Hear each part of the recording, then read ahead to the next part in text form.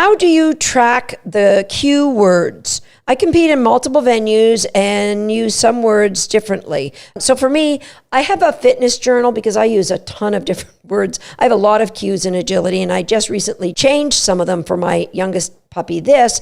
And so what I did is I wrote all her cues in the back of her fitness journal. That way, Kim would know them and I know them. So my advice to you is spreadsheet or a journal, write them on a whiteboard, somewhere where you'll see them. And every day, try to rehearse them in your head so that they just become second nature. You don't want to think out there, okay, I'm going to get my dog to turn right. What is my dog's right turn cue? Okay, so for me, my dog, I want her to turn tight right on a jump. I would say, rye, rye. If I wanted her to turn tight right coming out of a tunnel, I would say check, check. If I wanted to turn tight right off of a dog walk, I would go rrr. So different cues. You don't ever want to have to think about them. You just want them to be there, but it starts by keeping track of them in a journal or on a whiteboard or somewhere you'll see them every day, and then rehearsing them in your brain out loud every day.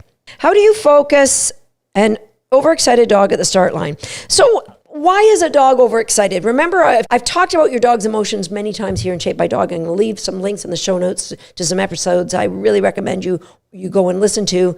And emotions need to be dealt with first. So some dogs are coming into a start line very anxious, maybe because they've had a history of you and your dog having mistakes out there, and you may be getting frustrated with your dog or disappointed with your dog, or maybe giving the dog a timeout and punishing them for something they did. So that may be causing a lot of anxiety at the start line. And remember, our dogs are always doing the best they can with the education we've given them in the environment that we're asking them to perform.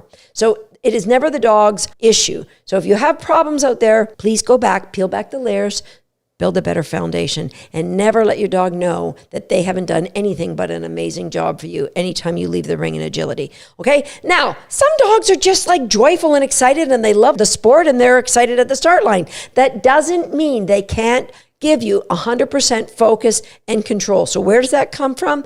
Focus forward is one of the first things that I teach my agility puppies, and that it gets built into absolutely everything I do. How do I get that? Exactly like I said with how do we get our dog interested in agility, wing upright, just by transfer of value, right? Focus forward. That might be the skill that you're shaping today is I want you just to focus.